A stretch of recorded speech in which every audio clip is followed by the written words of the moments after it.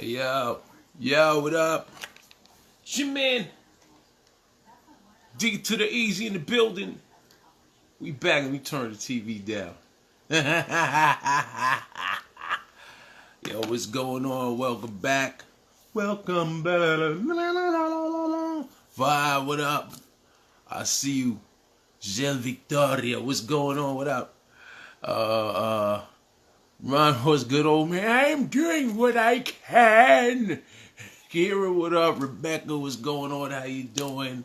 Hope you getting back on stage. April was popping. I hope everybody's doing well on a Monday evening. Shells, what up? Now I'm early now. It's 11 o'clock. You might be early. Maybe you're saying you're early. It's good to have y'all back here on another Monday Night Live for the Futhamuckin Protocol. About to go down.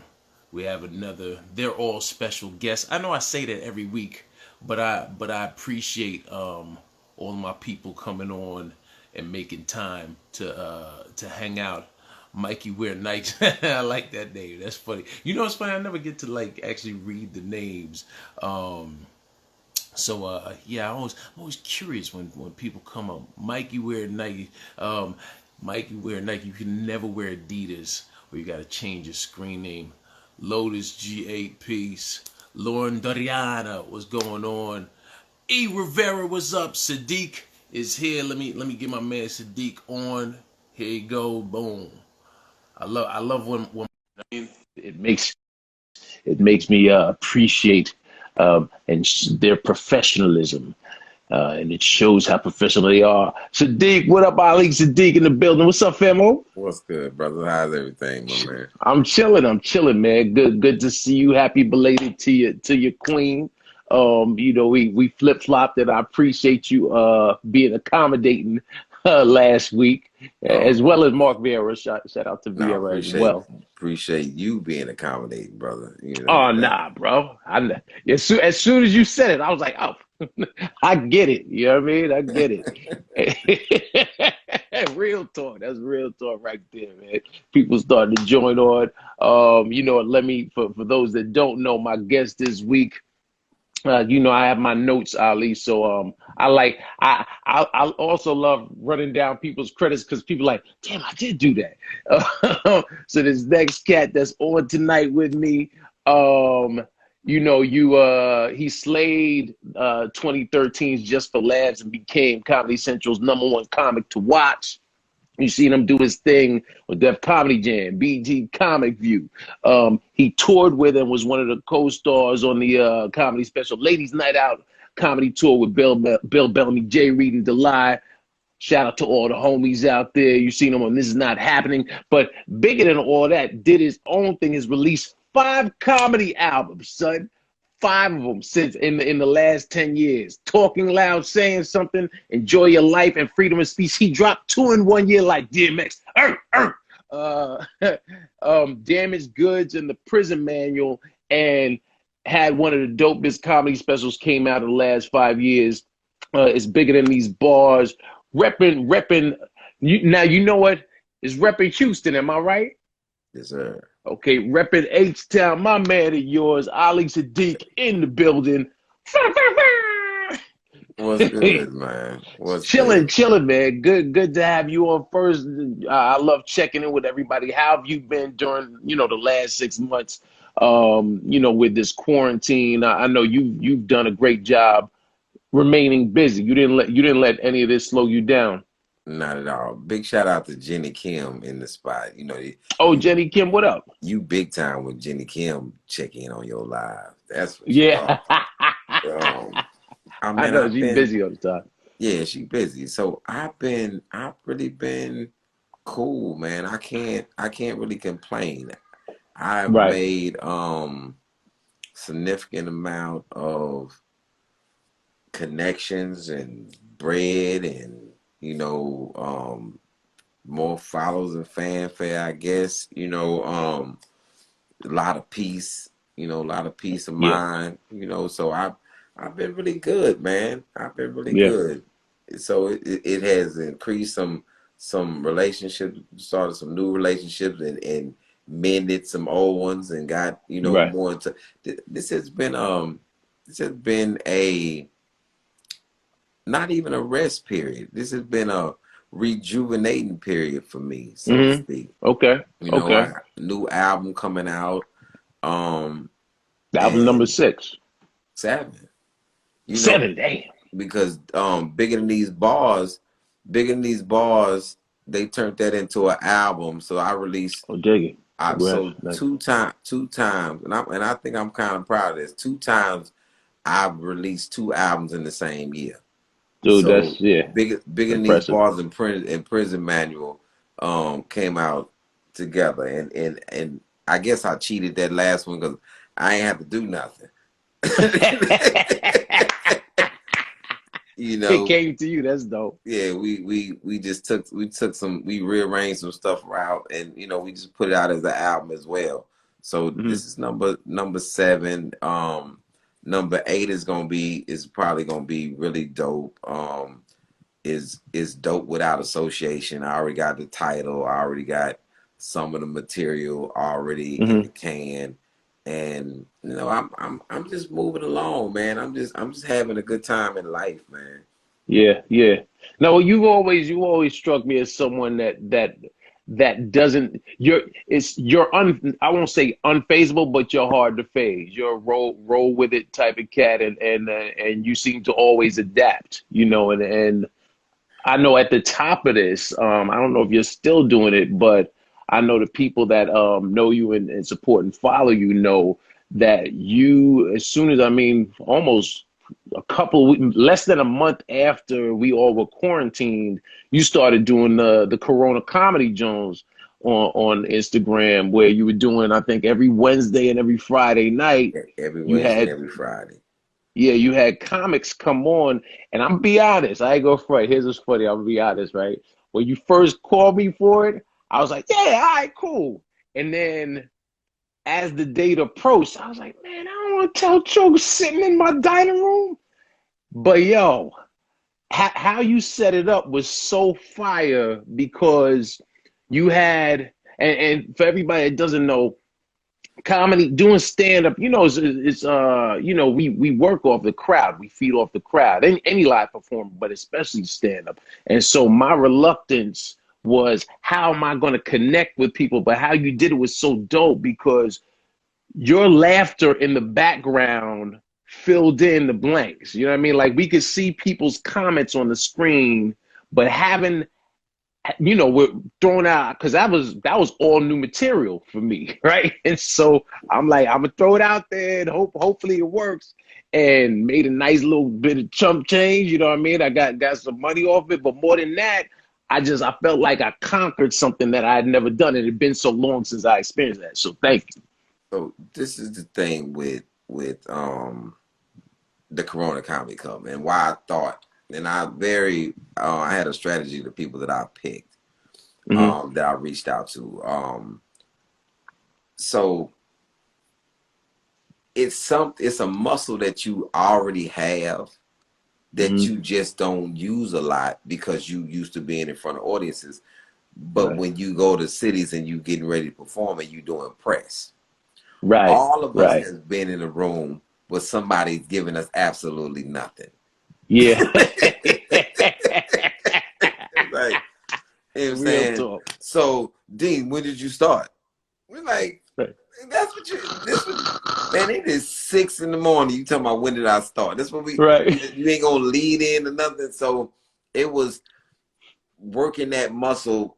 So I'm guaranteeing that when people get back out and they doing press, you're not gonna care what the DJ, you coming in hot. You like, yo, I got what I'm about to say. Right. What you got going on? I'm in, you know, we'll be in TV interviews sometimes doing press, and the people don't know how to set you up for nothing. They just, so it's Friday and we have a comedian. And they just finished cooking swordfish, and now they went on you. So swordfish. It's a thing, man. And so I always try to still work those muscles that we all have worked in the past. It's like doing the 2-minute joints. I used to do these 2-minute joints with comics, and they used to be pissed.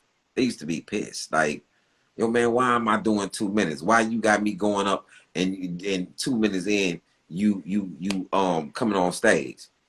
I'm like, well, when you get ready to audition for something, it's gonna be 3 people in the room, and they're gonna ask you to do 2 minutes.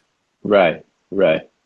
Are you gonna be able to do it, or you're not gonna be able to do it? Right. But now I did for a month. Now you did finally got mad enough to come and ask me why I'm doing that to you. But you've been going right in for a month. Right.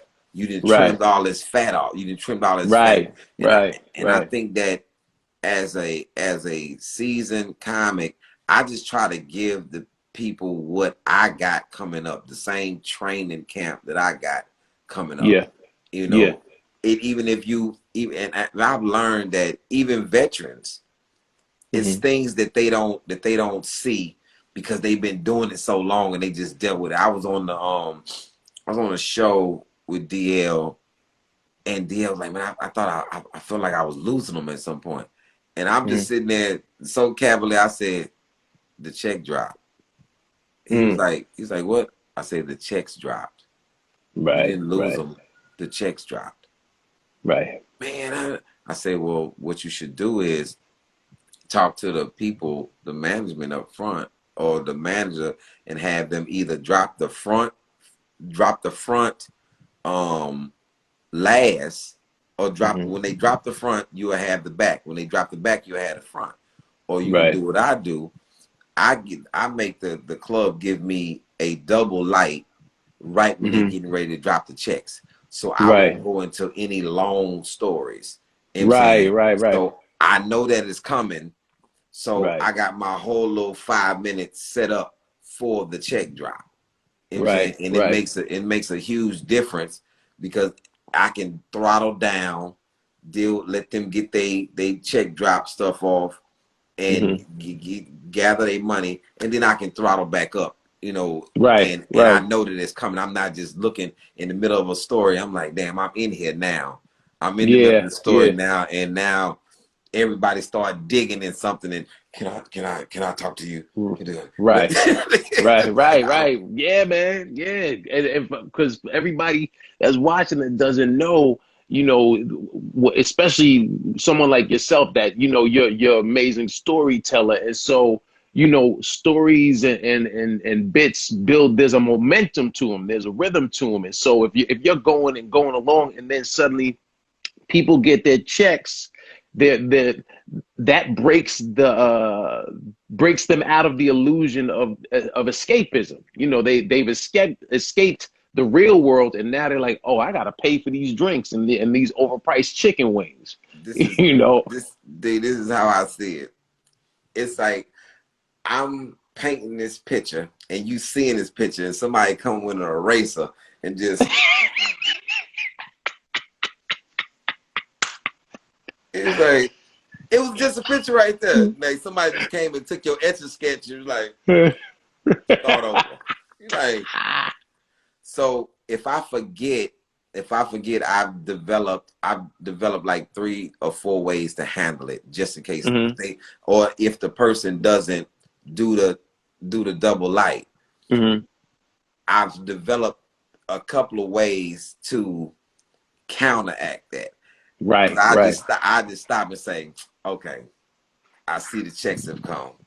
Right. People who didn't have on glasses, now they have on glasses. And I'm like, I don't talk while y'all trying to do math. So, and I pick a person in the audience. I like, you look studious. Remember where I'm at. And then I just start doing something else. And so my classic, like I literally, this is my check drop joke. Every single time. I'm never going away from it. This is my check drop joke. Because I set it up with the people who have on glasses. I say a lot of people in here with glasses. I have a tip. because I'm still in the mode of check dropping. So I have a tip for people who wear glasses.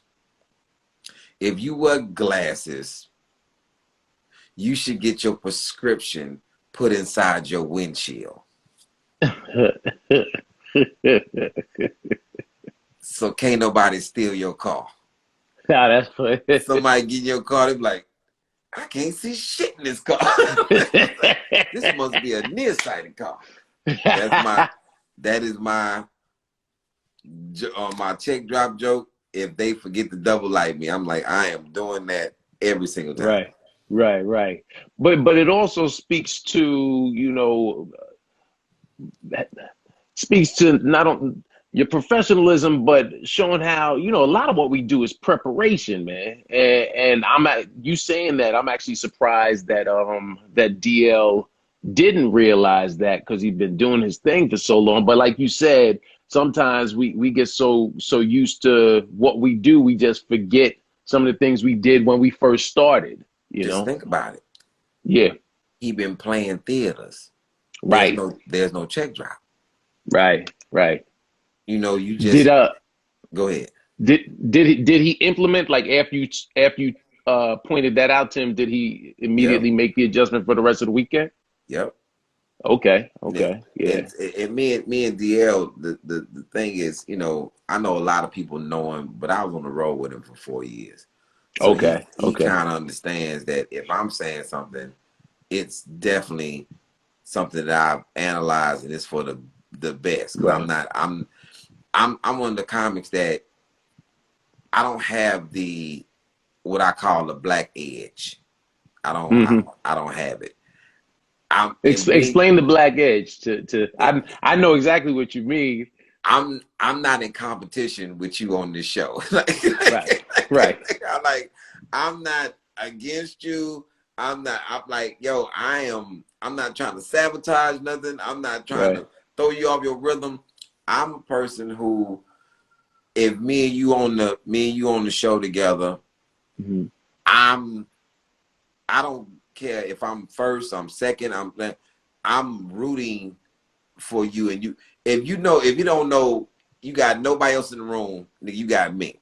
Like, I'm gonna be in the room, I'm like, I'm watching and I'm gonna be rolling, because I'm a fan of stand-up. I'm like a fan of it. So yeah, man, I want everybody's taping to be good. I want everybody's show to be good, because it speaks to the level of how engulfed I am with stand-up. Yeah. Like, I hate a bad stand-up. Like, it just bothers me. I hate a person who thinks that they good because you've done something else and that shit doesn't transfer to stand-up. I don't give a damn about how many sketches, how many times you went viral. I don't care what music video you was in. I don't care what song you've done. That shit ain't, I don't give a damn what movie you've been in. Ain't none of that got to do nothing with stand-up. This is a different monster. You know what I'm saying? Man. And man. Taking it for granted is, I won't have no respect for you, and my respect probably don't mean nothing. But the point is, I won't even acknowledge you as a counterpart, a peer, a coworker, or nothing. And I'm not gonna say nothing bad, but I'm not gonna.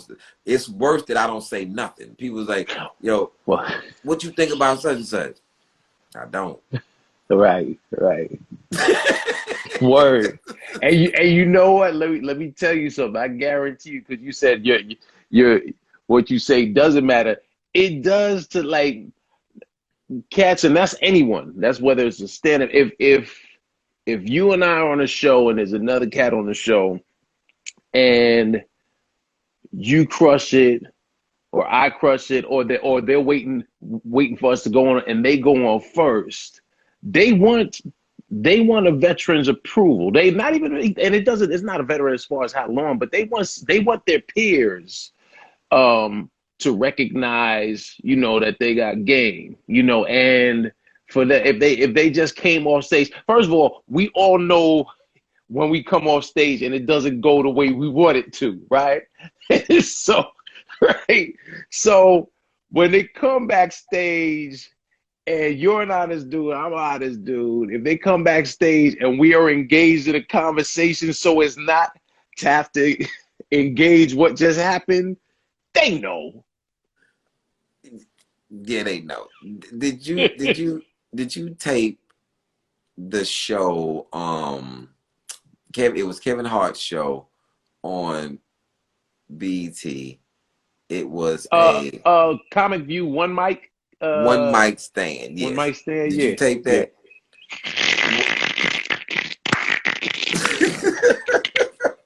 Because hold up, before you say anything, let me let everybody know that the audience was horrendous, right? The audience was actors. The audience was filled with central casting.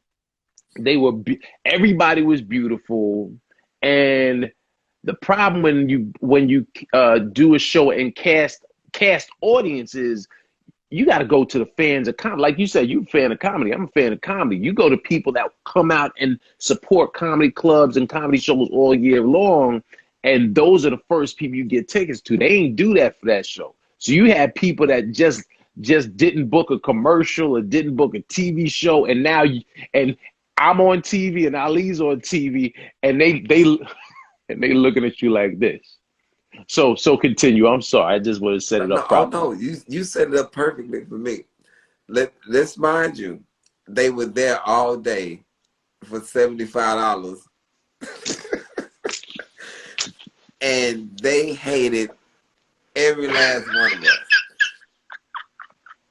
I have never seen this is an all-star team of stand-ups, and the only consolation prize, you just wanted to make it back to the green room, right? Because you was performing for the green room. For Damn, the audience. For the comics. This was the only show. This is the only TV show ever that comics did not want to air. They was like, right. I hope they don't air my shit. Right. I promise I hope they don't air me. I'm so happy. I didn't get aired. And I did all right. And that's I'm talking about all right. Right. I feel it was an African dude in the front. He must just got turned down for every role that he ever wanted. like they was getting ready to film Amistad, and they just told him, "You not black enough." Right. And I'm talking, this was him the whole time. I'm like, yo, my man, I don't know what your problem is, but dude, I know all this shit is killing. Right. One mic stand was horrible, man, and we didn't want to air. And I was like, this is one of them times that I was definitely just playing for the green room. I was playing for the green room. Yeah. And it was one of them things. So it's been times that I've taped things, and like I saw you on Puffy's thing. Bad Boys comedy. And I was so pissed that they didn't pick me. I'm like, but then I started learning how this business goes. You know, sometimes you get picked because you smoke weed in the parking lot. Yeah. With somebody. Yeah. Or sometimes you get picked because you are friends, or you from, at this time it was because I wasn't in New York and everybody was in New York. So and it was these were the things, like I look back on those things, and I'm very appreciative of those times, because it wasn't I know it's hard for people to stomach, but it wasn't meant for me to be on everything, or even certain things. It was meant for me to be in the positions that I was in, versus hoping I was trying to get somebody else's position, if that makes sense. No, that makes total sense. That makes total So sense. it gave me a lot of patience for things to develop the way that I thought I needed to go, you know. So, Right. and even though I look back on other people who was dynamic and who was super funny, they were waiting in the wings with me. Like Rashid, I remember. Yeah. Rest in peace, Rashid Yeah, Thunder. I'm coming to New York, doing all these rooms with Rashid and all these rooms with Capone, Rob Stapleton. Um, so I'm doing Manhattan proper and Nails. Nails is a beautiful room. Doing Yeah, Nels was Nails. dope. I'm doing Footprints. What is it? Barefoot's Footprints in Brooklyn. Yeah, Oh, were you let on me the tell you bar? something. Yeah, Footprints is in the heart of West Indian land in Canarsie. It's actually right around the corner from my mother-in-law's. And Footprints is full of a lot of West Indians that don't care nothing about no comedy. And so you going in there with your Kevlar and, and, and your triple bulletproof. Yeah, you going in there to fight it. So, BBQs in the Bronx. Yeah. I'm all in Connecticut with Capone, and just play. Or I'm staying in Irvington. Um, Hmm. So, so you had a trip. You had a little haul. yeah, if I wasn't in Irvington, I was right there on Broadway and 121st Street with every Dominican in Yeah. yeah. Yeah. So I'm I'm out there, and I remember me and Rashid, we taped Def Jam together. Hmm. And I remember him talking about he felt like he should have been on other things, but he really wanted Def Jam. Yeah. And Yeah. this is Rashid tickled the shit up because he was writing on the shop, right? With Hmm. Puffin, he was right on the shop. And so they had gave him a laptop. Uh-huh. And so we in this little car that he got, and he say, "Son, let me show you what they done gave me." Now he ain't got no Wi-Fi connection. He just wanted to show me the laptop, right? And then he killed me because I had noticed, and he wanted me to notice this. He said, "And you know they got me some choppers on. They got me some new teeth." I'm dead. I'm in the car dead. I'm dead. I'm in the car dead. It was in, and they damn sure got him some new teeth too. I was Right. dead. That was my man. Good dude. Yeah, man. Yeah, it was Good a good. dude. That was good. Carpenter.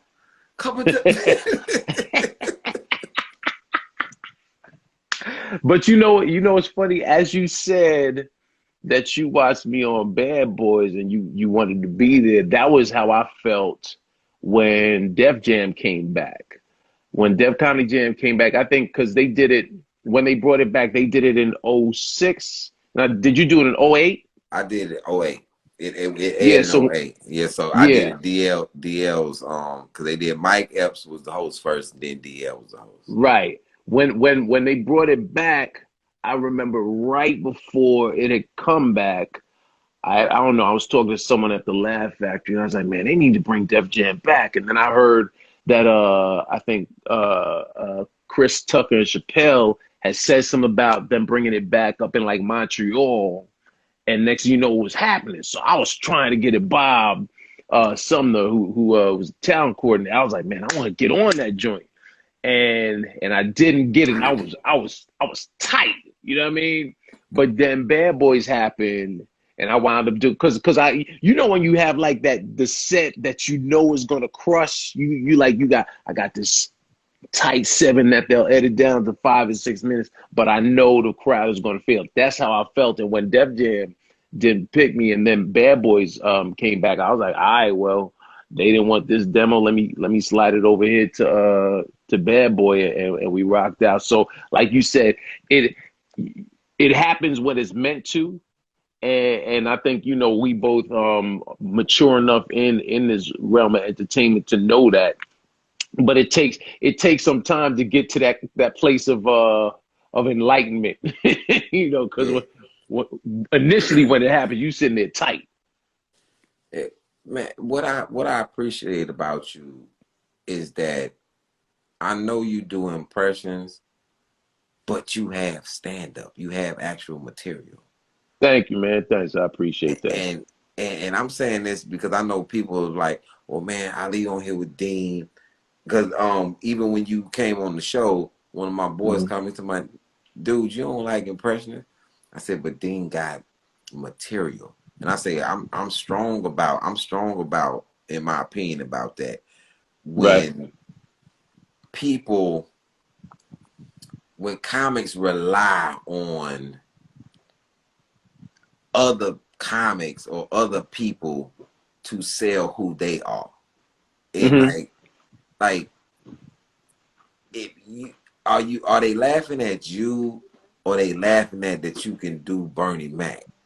Right. But when Right. you a person who have material and you can switch in and out, I Right. appreciate that more than, because all of us in hindsight, because when I know how strong my opinion was when I was younger, then I look back on it now as an older comic. I'm about to be 47, 22 years in now. My opinion haven't softened, but I'm clearer on it.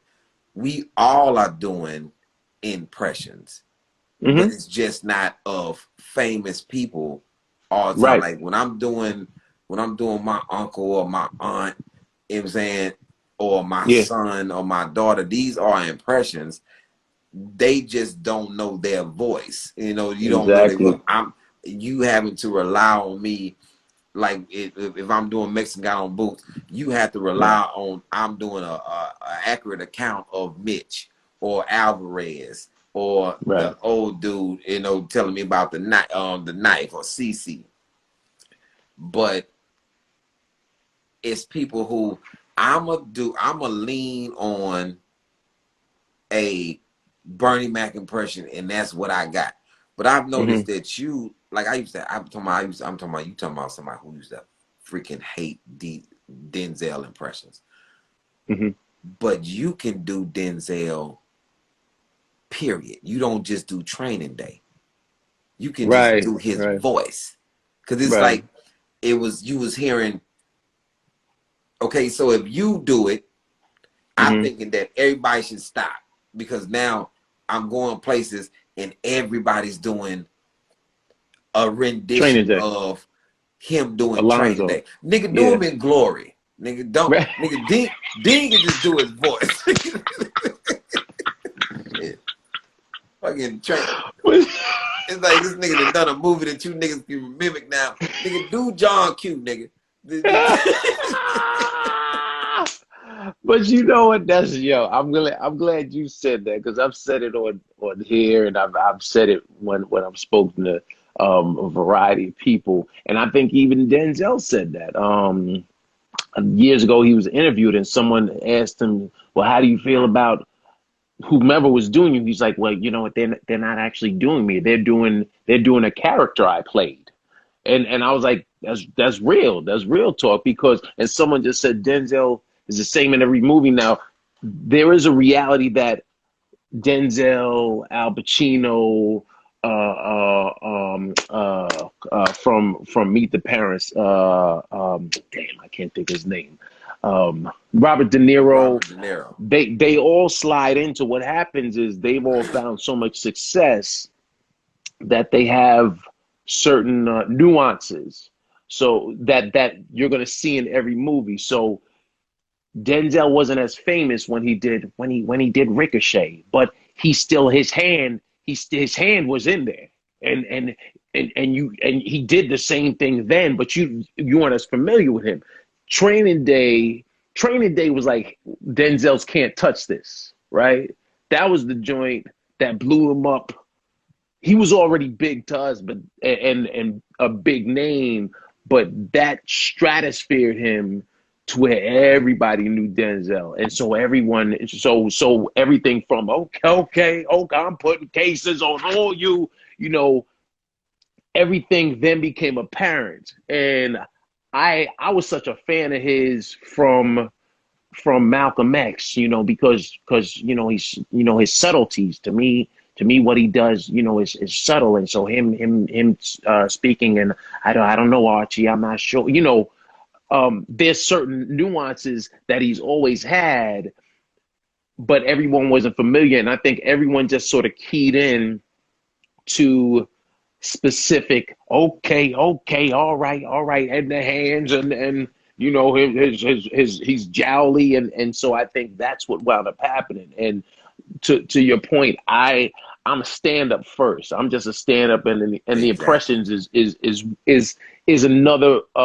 thing in the utility belt, you know. But for me, if I don't have a joke to go with it, you know, there are a lot of people I do impressions of that my family knows about, and like my close friends know about, but I don't have a bit to go with it. So if I don't have a bit, I'm not going to do it until I do, just because I'd rather wait. I don't want to you know, it's always cheesy to me when you see somebody in like back in the days or old school TV shows, and now here's Ronald Reagan, and they turn around, and I was like, hey, we still see you.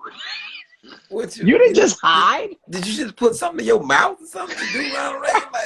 Like, right, you know, and it was just and because there was no laugh really. It was just you're impressed. You're like, oh wow, that's amazing. But you're like, but there was no joke, and I need a joke first.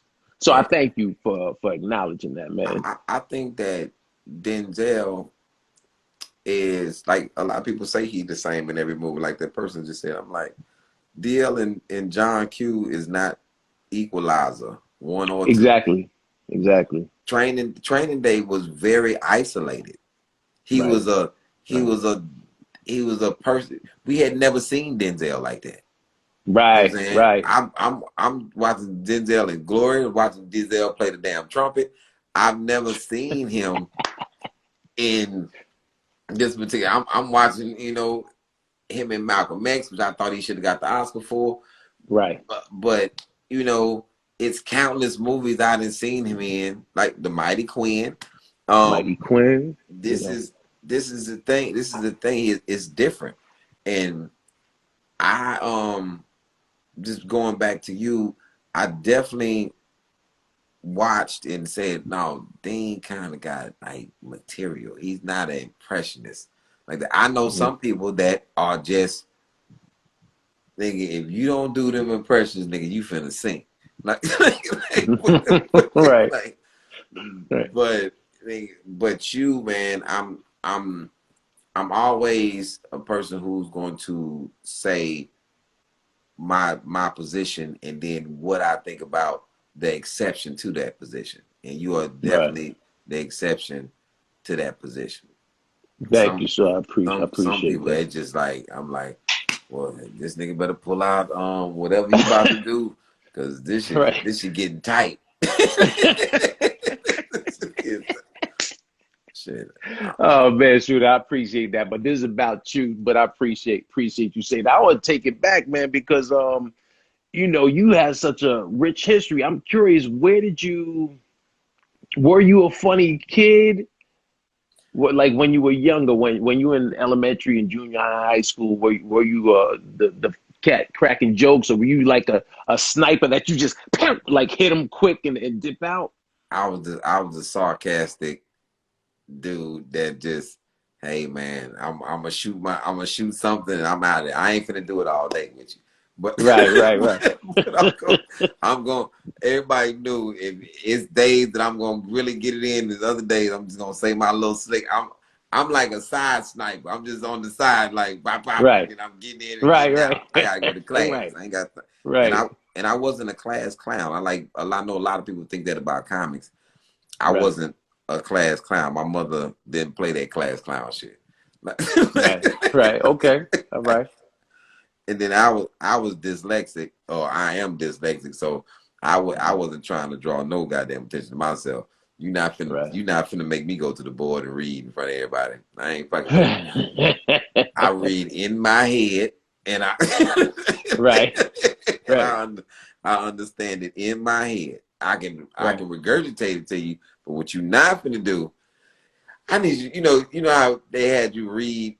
Everybody got to read along, and then they just call on, like, nigga, please don't call on me. this shit finna sound. This is just finna sound stupid as hell. Right. So when did you discover, that you had a talent for this? I read, I think it was, I don't know if it was IMDb or your site, that you actually learned to do this or figured out to do this and were encouraged while you were in the system. This is the crazy thing. So I'm the jovial, sarcastic person in the joint, and then I didn't have any notion of doing stand up until I was on this unit called LS2. So I'm on LS2, and they had I'm like a janitor, what they call an SSI. And they moved me to this closed custody block where everybody's like locked up like 23 hours a day. Oh wow! And so you got to feed them, bring their clothes, pick their mail up for them, all this type of stuff, because they can't come out their cell. Okay. So they didn't have a TV or nothing; they just locked up. So I'm over there working, and they don't have any entertainment. So I'll be reading the paper because I'm only gonna clean up like 3 times before I had to get their food, and I start letting them read the paper. So everybody got pretty familiar with me, and they like, yo, youngster, man, we ain't got no TV over here, man. I said, well, shit, that ain't got nothing to do with me. Y'all over here. Right. You was already locked up, and you decided you wanted to be more locked up. I say y'all supposed to follow some type of rules and regulations at some point. So, I would watch Martin. This is a ridiculous story. So I would watch Martin, and I'm talking about with the intensity. Everybody else in the day room, and I'm watching Martin like this. I'm watching it because I'm going to perform the whole entire show for them. I'm all the characters. I'm starting off with however Martin started off, that's how I'm starting. I don't give a damn if it's Roscoe or King Beef of Dracula. I'm doing everything. I got all the lines down, and so when Martin goes off, I don't have any more material. So I would just do commentary about what was going on each run, what was going on in the prison, what they was serving the cafeteria, and I would stand there. The runs are up like this, so it's 3 runs, like 20 cells on each run, and I would stand back on the floor so they can see me, and I just hold my broom, and I'd be talking about them, talking about the everything that's going on in the unit. So I'm performing every day in there that type of way, and then people we talking loud as possible because it's a crazy environment. So I can be on the bottom run and just hollering up to somebody on the 3rd run and just talking about them, and everybody's hearing it, and they like, yo man, young boy, wow man. And so I was their outlet, man. So anytime something happened over there, the COs would call me and be like, yo man, you need to come check on your people. And I would go over, I'm like, yo man, what's going on, man? And it'd be SSIs that wouldn't be doing right by them. I was like, man, go do whatever you're doing. I got it, man. And so you develop this relationship with 60 people. 60 people who you taking care of them, you making sure they cool. And it's like you got 60 brothers and uncles that you just talking shit with every day. Right. And I spent a lot of time with them until I left that unit. It was like I would get up in the morning, go over there. It ain't even my shift yet. I work 2nd shift. But I just, officers was like, yo man, we already know where he going. He going to closed custody. Don't nobody else want to work over there anyway. But so it just got my chops up just being there, and then it dawned on me. if I can make people laugh that don't have anything to laugh, it's man, there's people who've been locked up 23 years, man, Right. in the Right. same spot. I'm like, the outside world is gonna be pretty easy, and then this guy named Rick, we talking. He's like, "Yo, man, what you think you gonna do when you get out of here?" I said, "I'm gonna be a stand-up man."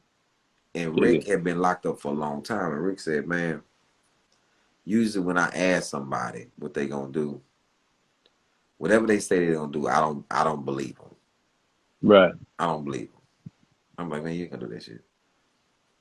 You the first person I've ever been incarcerated with that once you said it, I was like, yeah, Mm.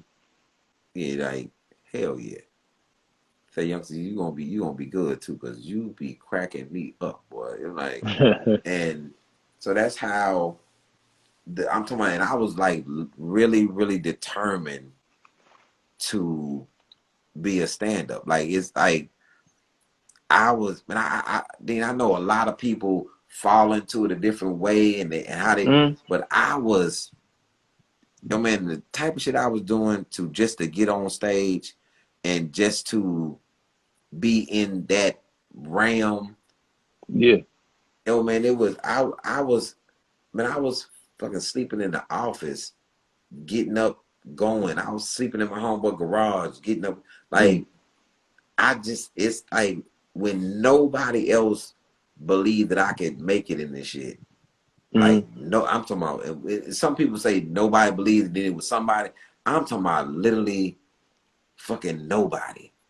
Like they like, nah, this nigga ain't gonna do that. You know what I'm saying? And Right. I remember my best friend had never seen me perform before. He didn't believe that I can do stand. He was just down with me from before I got Right. locked up. Man, I'm getting ready to go on stage at this open mic at Just Joking Comedy Cafe where they boo everybody. These niggas come there to boo. It's like this shit Right. is Right. the worst. It's called Apollo Night. So they come there to boo. The owner happens to be in the club. And I'm like, it's 3 steps to get on stage at Just Joking. I'm on step number 2. And he grabbed my arm to my, hey, no pressure. The owner's in here. And if you do good, she gonna let you work the weekend. Oh wow. I said, nigga, did you say no pressure? Nigga, this is all the pressure. GT, man, my best friend, he was like, man, no pressure. This is you can't get no more pressure than this. What are you Right. talking That's as much about? as it could get. Right. So I went on, and then she let me come do 5 minutes for the weekend. And I remember the person who I first was doing 5 minutes in front of. I remember Tony I'll dig it. Schofield. Tony Schofield. Schofield. Chi-Town Zone. Chi-Town's on. He was whooping that girl ass out that well. Like Schofield, that's my man. Yeah.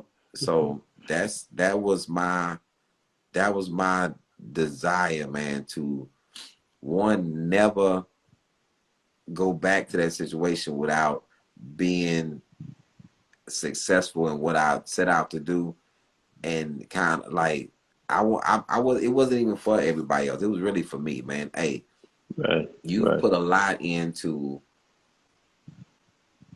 being a model citizen in this prison to get home.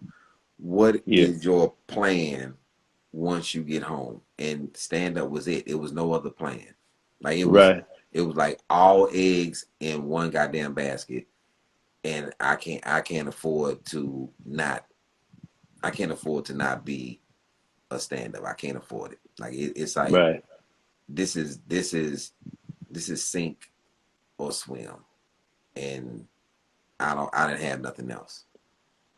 And you know what I find interesting, and because again, we don't necessarily see it because we're in it, but you just said you know, you didn't have anybody supporting you, and I'm like, well, you know, maybe not in your face, but you had 60 cats that you left that were still in the prison, that I'm sure were rooting for you, especially the one that I don't know if you said his name, but the one who, yeah, the one who asked you the question and posed the question, what are you going to do when you get out?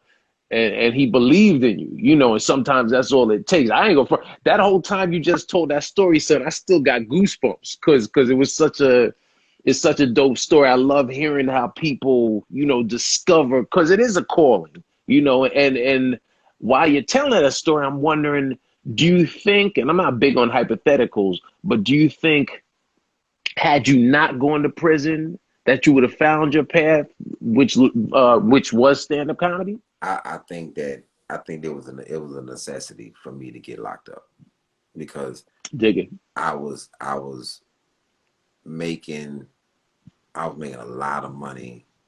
Like I was rich very young. Right. So, and that's another thing that prepared me for the beginning of stand up when you're not making Right. a lot of money. Right.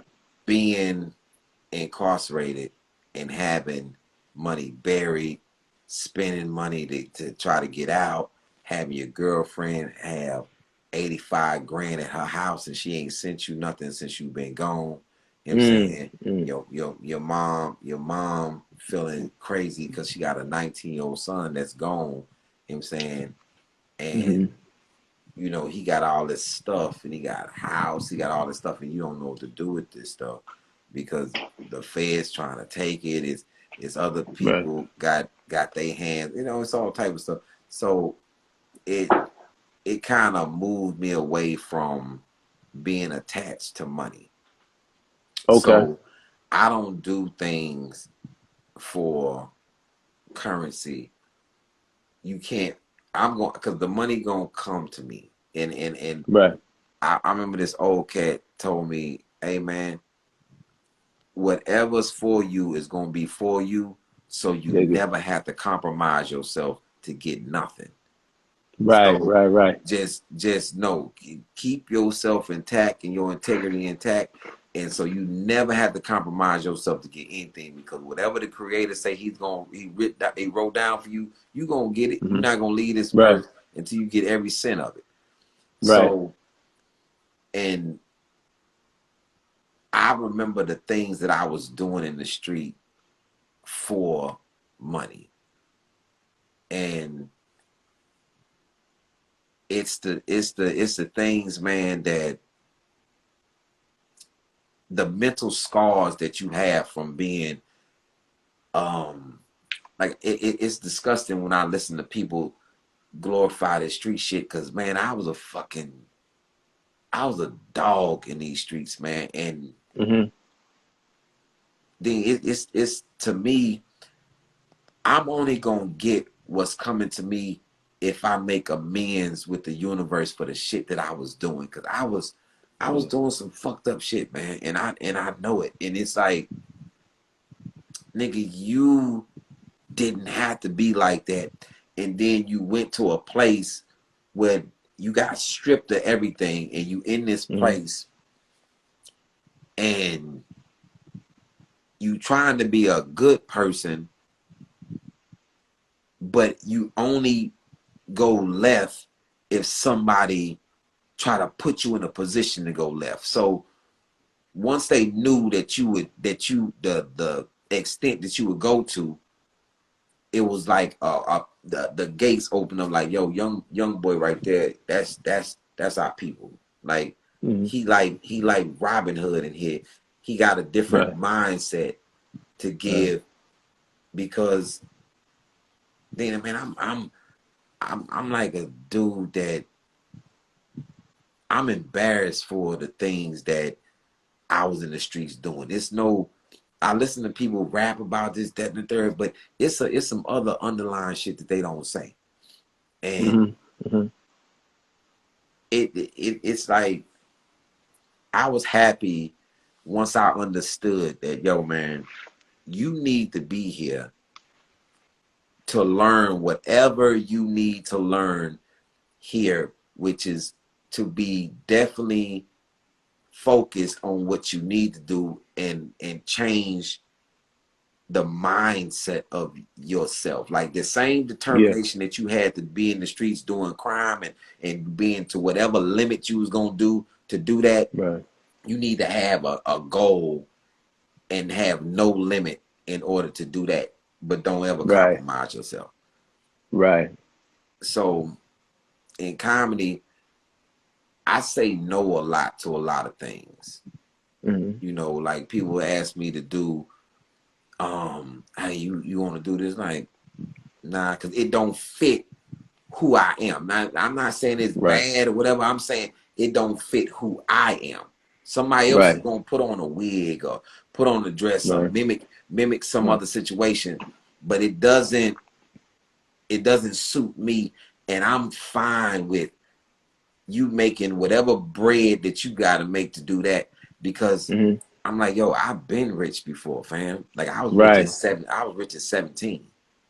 I was on my way to being rich at 16. Like people watch me come to homecoming with a mink on.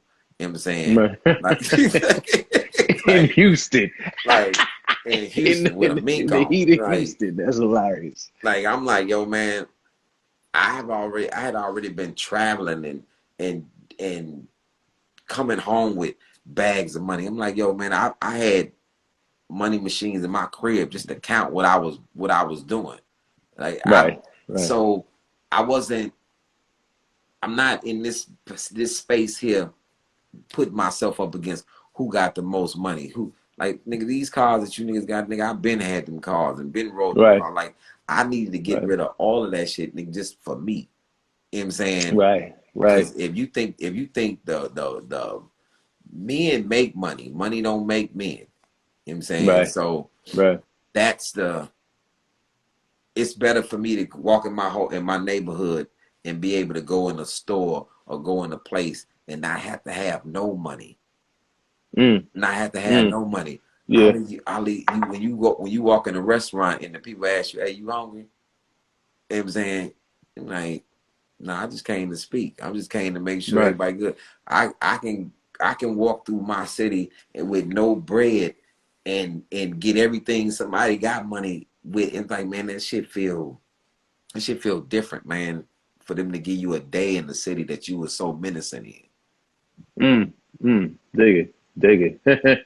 and you know what? There's power in, like, and I say this to my man Harris all the time. We were just on the road. There's power in saying no.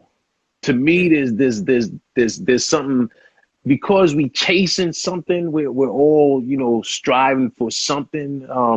In whatever our vocation is. We're both stand-ups and we're in entertainment, so we're chasing more success and more supporters, more followers, so forth, and more laughs. But I actually, there's something that's empowering when somebody calls me to do something and I'm like, nah. When you can tell them no, because it also lets them know that they don't have control over you, right? They don't own you, and whatever they were dangling in front of you wasn't a big deal to you. I think is admirable. You had to come through, a whole lot of darkness to get to that light, to get to a point where you feel comfortable and you don't need to, chase every opportunity. As a matter of fact, when we were in, when I was that in Denver, I think, where we saw, you put me on to the fish sandwich. You put me on. Yo, Ali had the dopest McDonald's hack. Now, neither of us really indulge in McDonald's, but when you're on the road, sometimes that's all that's open at, after the shows. And so Ali put me on to, if you go, well, you tell it, it's like the healthiest and the most delicious way to get a fish sandwich at McDonald's. A lot of people don't know when you go get a fish sandwich, it's just usually just a tartar sauce, the cheese, and what you got. But you can ask for other things. I know people like, because it makes a difference. My fish sandwich, and I know I've seen people. I've ordered it. People like, hey, that's what I did. So I have them put sliced tomatoes and leaf lettuce, not the lettuce that they put on the Right. the actual The leaf shred, lettuce. not the shredded, yeah. Yeah, and pickles, and I always get mine with light tartar sauce and a little mustard. And he was like, "What? You can get that on your fish sandwich?" I'm like, "Yeah." And when I'm really being on it, I tell them to cut it in half. Yo, that's the only way I get them now, son. I done had people waiting behind me honking. I'm like, I'm gonna get I need my, and you get it with the sesame seed bun. You get it with the Big Mac bun. Yeah. It makes a difference, man. Because also that guarantees that it's fresh. That is fresh. Guarantees that it hasn't been sitting under that heat lamp. But I remember, my go ahead, I'm sorry. My man used to go to McDonald's and he'd be like, "Yo, let me get a large fry with no salt." I'm like, "No salt?" I said, "Yeah, no salt." Get to the thing and then ask for two packets of salt and some pepper. I was like, "But I thought you said you didn't want no salt." He said, "Look at your fries, look at my fries." I'm like, "My fries lukewarm." We come out, say my shit scalding hot. They gotta fry my shit fresh, but like, he put his own salt in there. I was like, "Yeah, this is." So I learned all the tricks of McDonald's. Yeah, man. But that weekend, I remember something wasn't to your liking at the club, and I gained even more respect for you. I already had respect for you, but I gained more respect because you were like, I'll leave here right now. This little gig don't mean. I don't even remember what it was that they didn't get right at the club, but I remember you checked them and it got fixed. Yeah, that was because you in that club all night, right? And they didn't have I'm talking about literally nothing off my rider, like nothing. Right, that's what it was. And I'm that's like, what it was. So I called my management. I'm like, "Did y'all send him the rider?" They're like, "Yeah, the rider come with your contract." So and in my mind, I started thinking like this: if you didn't put nothing in here from the rider, and you know I'm gonna be in here all night, I got 2 shows, be here all night, and I only eat certain things, and you don't serve that on your menu. You're not having enough respect to just, well, you didn't even try. So since you didn't try, I just go to the house. I'm cool. I don't have to stress myself out over this. I can just go to the house. I don't need your flight money. I don't need no nothing. I don't need nobody to even pick me up or nothing. I'm cool. I leave. And the next day, because my management, they called them like, "Yo, I guarantee." They was like, "I guarantee that he's going to leave. We know that he's going to leave, because this is what we do know. If he call us, he say something, it's not fixed. He is definitely a man of his word. He's going to leave. He's going to leave." I was I was in Connecticut, and I'm in the lift, and then they pulled it to this hotel, and I was like, who hotel is this?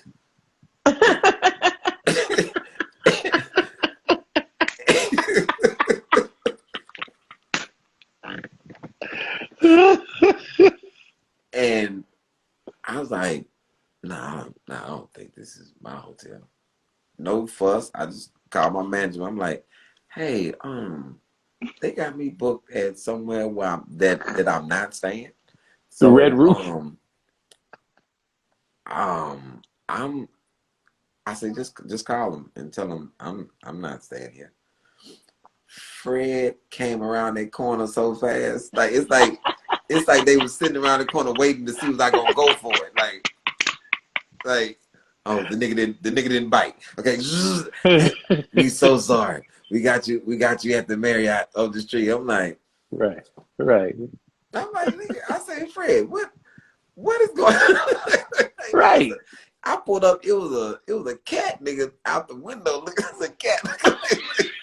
The cat like, "No, hey dog, you know you shouldn't be in here. I seen your Comedy Central. You It's like, I'm like, He's like, man, the booking lady, she didn't, and I called my agency back. I was like, they tried it. They tried me. He was like, right. I think they did as well. They blame it on some booking Right. lady. I think they tried. Of course. There's always a booking lady. No name or nothing. It ain't Sarah. It's the book. Right. The lady who books the hotel. She's like, yeah, nigga, you tried it. Right. That's funny. So talk to me about, because like I mentioned with your comedy special, you shot it. This I'm imagining at that point, this is, if not your biggest opportunity, this is one of your biggest opportunities, is shooting an hour special with Comedy Central. How did you come about? Because you had done other shows on Comedy Central. You did the half hour. You did This Is Not Happening. You had done the Live at Gotham, and the run, the Def Comedy Jam. You getting this big opportunity. What made you say, I want to take it back to where this all began for me? I want to take it back and shoot it in prison. Because the only time I recall seeing that ever done before, Jamie Foxx did. There was a special about the Bloods, the Crips and Bloods back in the day, and Jamie did in this hour special. This hour sort of documentary, they had Jamie come in and he performed in the prison. So he did like 10 minutes, but I had never seen somebody actually do a comedy special. I know, what's his name? Johnny Cash, live at Folsom and whatnot, and rappers I've seen perform in prison, but you took comedy, and comedy's hard enough to make a room full of strangers that you don't know, in a posh neighborhood laugh, right? Let alone you took it back, and I watched it, and I remember watching, because comics, we're watching not just you, we watching the audience, because we're curious to see how the audience responded. What made you take it there, and obviously it was well received? It twofold. I'll tell you the bad part first, and I'll tell you the positive part. All right. The bad part was that was a labor of love, but it was definitely a career mistake. It was a miscalculation on the career. Mm-hmm. So it's people who saw the special,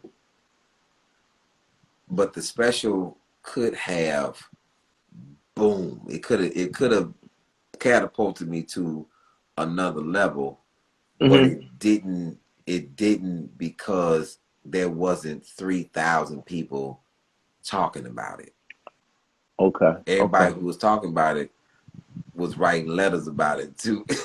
they was in prison. So I didn't get that. I see. I didn't get that grassroots, hey, you can't wait till this come out. I was there when he shot it, X, Y, and Z. Right. Okay. I didn't get that. But what I did get was the benefit of being something a little larger than just getting the special and catapult, being an inspiration to people who don't have a symbol or a banner held up or a blueprint to say, this is what you can do if you goddamn focused when you get out. You know what I'm saying? Right. This one is of ours that made it. Right. So that was the thing about the difference between Jeff Ross going to do his thing there and he jonesing with the people, or Monique saying, I could have been your cellie.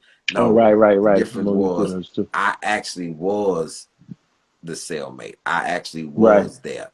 And why I think I was received so much, because I went beforehand. I spent time there, so they knew that I was coming. I was coming back. Like I spent days there, getting the layout of the place, and it was the weirdest thing. Like when they used to be looking for me on the prison, because I would get lost on the prison, and they'd be looking for me, and they would see a crowd of people that was in there incarcerated, and they were like, "Yo, that's Ali out there sitting on the ground on the basketball court, just talking."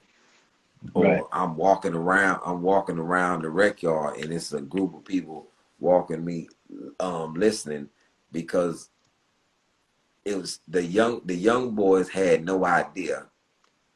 The older cats had never seen somebody do it. So it was like, yo, he here. Right. And he was here in the same position. He has a number that's branded in his head, just like ours. He's been through intake.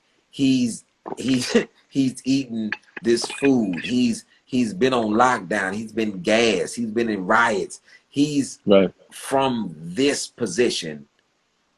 And when 60-year-old men say, "Man, I got to change," because you have become the example for me. He's 60. He's 65. When white boys and Mexicans like, "Yo, man,"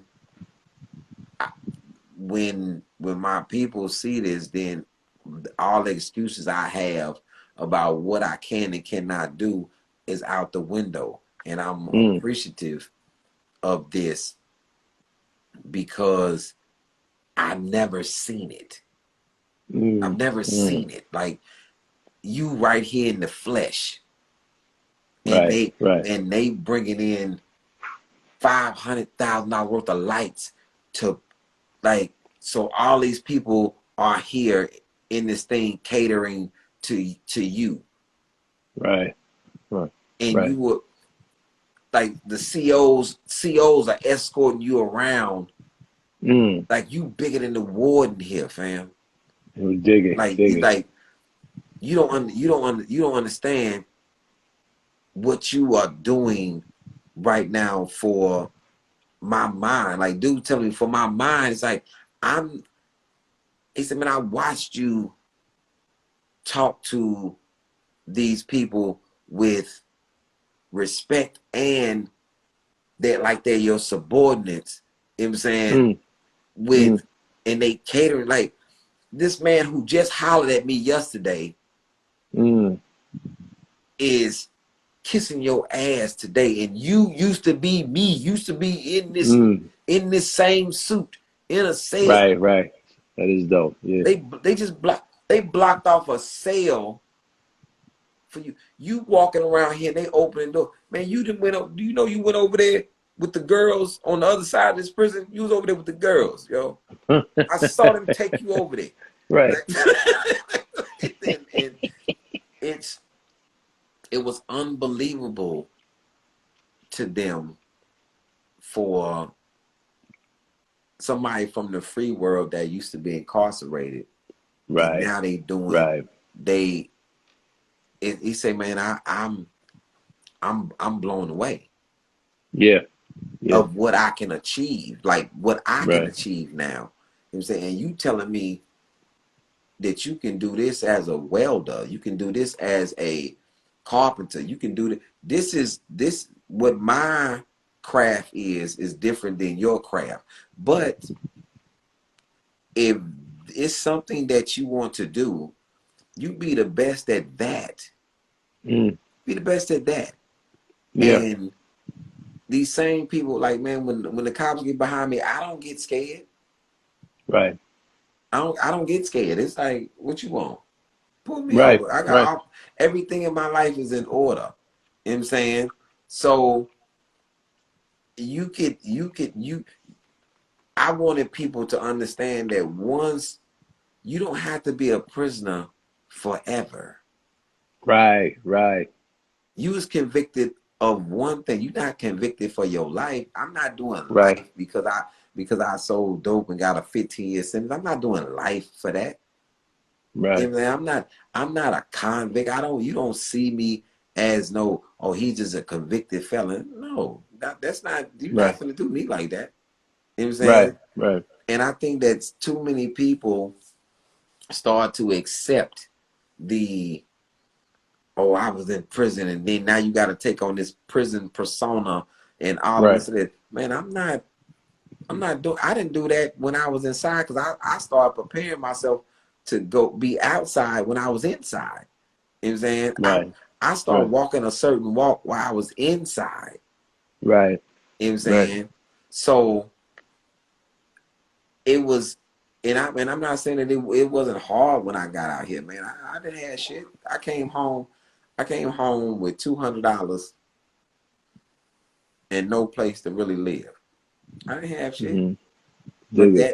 But I have this thing, this mindset of, so what?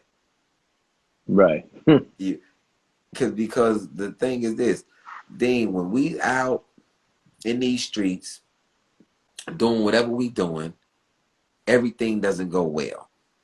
I done lost work, I done lost money, I done went through all the tribulations and trials and tribulations, and I still kept doing what I was doing because I said, so what? So now I'm out. I don't have no time for, well, my mama wasn't there, so my daddy wasn't there, so I ain't got this, so, you know what I'm saying, all that shit is so what? You know what I'm saying? Because I'm gonna keep doing what I'm trying to do, because when I was doing wrong, I ain't let nothing stop me. So when I'm trying to do good, I ain't finna let shit stop me, man. So what, man? Shit. Exactly. Well, my boyfriend left me. I'm so sad inside. So goddamn what, man? So Right. Like, man, I lost the closest thing to me in this world. I lost my little sister. You know what I'm saying? She was 8. And then 4 months later, I lost my firstborn son. You know what I'm saying? I was like, condolences, bro. So it's heavy. When you go through things, you start to understand that it's called going through. You know what I'm saying? You're not I don't know what the terminology would be where you would stand. Is that where you be standing? You go through things. Right. So, yeah, man. You know. Yeah. So and more than that, you survive. If you go through it and you're still able to complain about it, that means you survived it. You know. So if you survived it, that's this dude. Last week I was in the parking lot of a grocery store. My wife runs in. And you ever feel when somebody wants to say something to you, but you just wait it out. So I saw dude walk into his car next to mine, and I felt him looking at me, but I was ignoring him because I didn't know what he was gonna say, so I didn't feel like dealing with it. So then he walked back to the grocery store. Then he goes back in his car, and I feel him sitting in his car. So finally, I hear he's like, should we be angry? Hey, it's just this old white dude, right? He's like, are you angry? So I put on my, I said, pardon? I said, excuse me? He said, aren't you angry? I said, at what? He was like, just everything that's going on. I said, hey, man. I said, I woke up today and I know somebody didn't. And I got an opportunity to be better than yesterday and make a difference. So, that's what I'm going to do. And he was like, he exhaled. He was like, you know what? You're right. I needed to hear that. Thank you. And he just pulled off. But truth to what you're saying is like, hey man, sink or swim. If you hear, I remember being in the military and it was like, suck it up and drive on. You got to deal with it because life is going to continue with or without you. So you may as well deal with it. You lost your I lost my little sister as well a couple of years back, and so when I'm out here grinding, I'm thinking, well, you know what, she's not here anymore, so let me make sure all the support that she gave me wasn't in vain, and I think you have, I mean, you said you're special. I understand why you said it was a failure, but I'm like, it wasn't. It was so much more. And I live by this creed that, I'm always inspired to inspire, right? You inspire me. All of our friends that do what we do, I'm still a fan. You're a fan of this. And when you see great comedy, it makes you want to be greater. You know, it's like playing ball. You play ball with LeBron or Jordan or whomever. And God bless Kobe. You know, you played with them. You didn't play with them saying, "Well, I hope." You're like, "Nah, I'm gonna see what I could do," because that's gonna push you. That's gonna push you to be greater, man. And so I'm a firm believer of, you know, you put it out there, and you the goal is to, you know, to be great, because you are going to inspire. You've inspired with your special a generation. There cats you ain't never met. Maybe you will meet them. That, you know, there might be a cat that's in the system right now. Sees your special or saw it, and you may not meet them for another decade. But then when they come up to you like, "Hey, man, I saw that joint, and that made me say I can do better and I can be better because you're the example." You know, it's a dope story, man. Yeah. You know, My condolences for your sister, though, brother. likewise. I And know your how son. that. Yeah. I know how that, because as soon as when people close to they sibling, you know the feeling. You like that. Yeah. It never leaves. I think I'm so blessed that the Creator gave her back to me in another form, because I Okay. have a 4-year-old in there that look just like her. Oh, that's beautiful. Like, I'm That's talking about, beautiful. fam, splitting image and same mannerism and everything. And a lot of times I just look at her and be like, "Yo, you know I know who you are." And my daughter be looking at me like, she never responds back though. She just look at me like, and I'm like, "Yeah, you." And it seems crazy. And my mom said the same thing. He said the Creator gave her back to who loved her the most.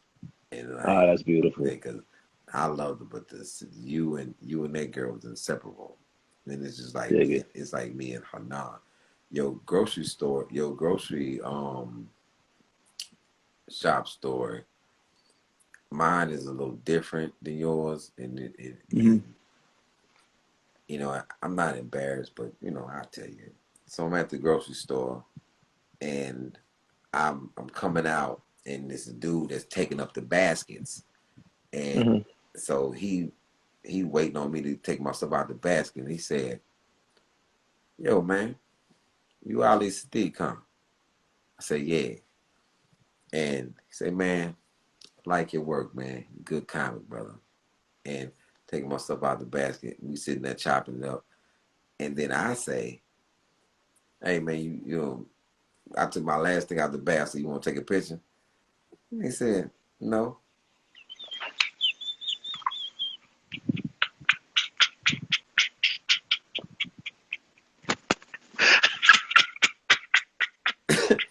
then, I'm like, I'm like, you sure? And he said, "No, I'm cool." And it feel like I'm begging this nigga.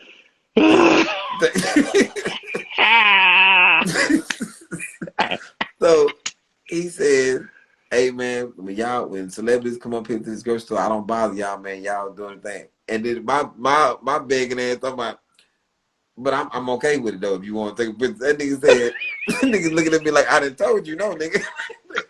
Nigga said, man, you be cool, man." He took that basket and rolled off. Nigga he looked back at me like, "Get in your truck, get, man." Yeah. You were still steady. You were still like. I thought this nigga wanted to take a picture with me.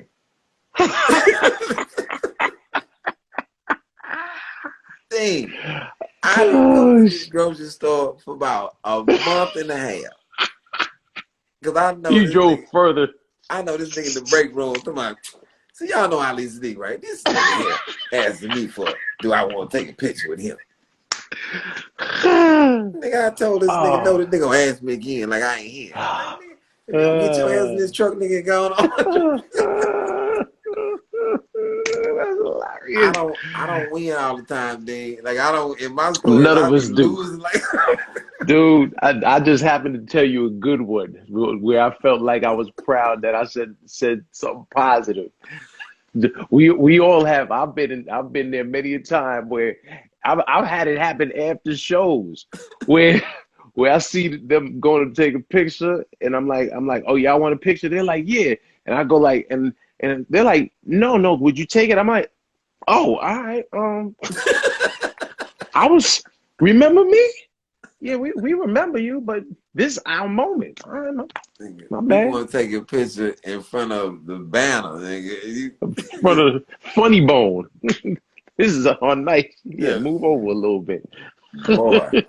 Dean, I felt crazy as hell. That man was like, I don't want no damn picture of you. Yeah. I just said I said I like your stand up. I don't like your face, nigga. Take no damn picture. Have a picture of you in my phone, nigga. Like, what type of nigga you think I am? Talking about, look, that's me right there, nigga. Get your ass out this parking lot, nigga. Yo, I wanted to because I don't even remember when it was.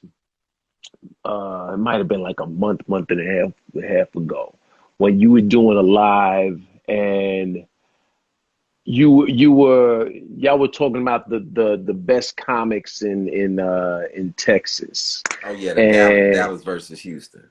Dallas versus Houston, and I loved because you were speaking as a vet, as an OG, and you were doing your best in the classiest and most polite way possible to check some of the newer heads. And then even my man, shout out to Billy D. Washington, because I love how he broke it down. He was like just he was like, if I got a master's degree 20 years ago, that master's degree still holds up 20 years later, you know, because the idea from some of the younger comics was, well, you know what have they done lately? You know, I'm the hot new cat now, and is that do you find there's a like a competitive, you know, especially in a state so large as Texas, where you have two major cities, actually, well, three. You got San Antonio, Houston, and Dallas, and then, you know, smaller big cities. Do you find in Texas that there's a lot of interstate competition? I find that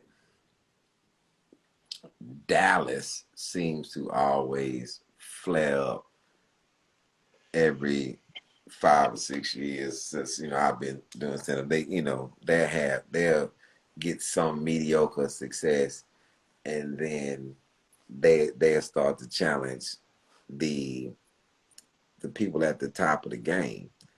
And the thing is that I broke it down like this to another comic. I was never jealous of Dean Edwards. At the top of his game, when he out doing whatever, never jealous. Right. I would rather get some guidance from than be in a realm of jealousy. Just like Right. I was never jealous of Billy D. Washington or Dez or Juan Villarreal, or anybody on the circuit of, even when Marvin Michaels out of Dallas won Last Comic Standing, got his development deal. I wasn't jealous of him. When Annette Lee had her room in Dallas, when she was on the radio, I wasn't jealous of her. I'm looking back, studying and seeing how I can get my own thing moving. So it's kind of like when people are jealous of what you do, they can't give you your due or give you the accolade that motivated them. They were all motivating to me. You know what I'm saying? I wasn't jealous of what they was doing. I was motivated by what they were doing. So when you have other people that have this, like, I'm not the one that's slighting you. for Right. what you're seeking in this game. I don't Right. possess it. Right. So, Right. Right. but what I possess, you can't overlook what I possess. And if you think that you're in the same realm with me because you have done one or two things, Mm-hmm. then you don't know what this game is about. You know what I'm Right. saying? Right. Because Right. if like Billy D. Washington said before, he said, "Man, I done forgot more Right. material than you have." So, Right. Say that. That's real right there. like, nigga, like, and so when they said, well, Dallas has better comics than Houston, and I'm like, based upon what? Right. Because you got people here that you forget that's from here. You got the Mm. first African American woman to be a lead in a sitcom that represent Mm-hmm. here, Thea Vidal. Right. Thea You know what I'm Vidal. saying? You got Brugman from here. Right. You got Rushion McDonald from here. Right. You got Right. Ralphie May and Sam Kinison. And Right. it's a lot of goddamn people from Yeah, Texas man. that went to other heights. And then you got your Billy D. Washingtons and me and Dez White and people of such nature. Like, come on, man, it's I'll tell you, if we line up awards and accolades, I think it take a lot to get an Emmy. Take a lot to get a Mm-hmm. NAACP award. It take a lot to get, and Marcus D. Wiley and Billy Sorrells and Brian. It's like, yo, man, we never come out and say that we better than Dallas because we don't Right. have the time. Right. Right. We trying to do other things. I mean, I'm on album number 7. I got nominated for a Grammy. Like, Right. like, Right. like, Right. and that's all I can say. I'm like, are you Right. kidding? I said, obviously y'all was sitting around thinking about this. You know something? We better than them niggas. Like, and these niggas is thinking about it like, you know something? I'm trying to see what I can say in this pitch meeting I got tomorrow with NBC. Right. Right, Like dude. it's two different. We running two different races. You know what I'm saying? Yeah. So I'm, and then my offense came from this. I say, you do know that I represent Texas, and we always Right. say that we represent Texas. Y'all Right. trying to separate it from Right. being just Texas to I want to represent Laredo, like represent Texas. You know what I'm saying? Because these niggas in New York is hollering New York. They not yelling Right. Manhattan or the Queens. Right. You know, Right. I'm representing all the White Plains. Nigga, no, this nigga representing White Plains. Nigga, this nigga is not out here yelling Catskills. Nigga, this nigga is yelling.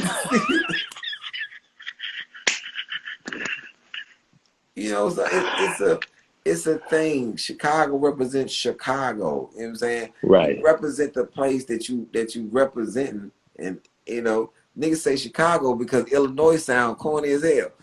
Right. Right. I was just thinking that. I was like, yeah, like, if I'm you repping from Illinois. Schaumburg, I'm repping you just Illinois. Chicago. Hey, are you talking about like the okay, nigga?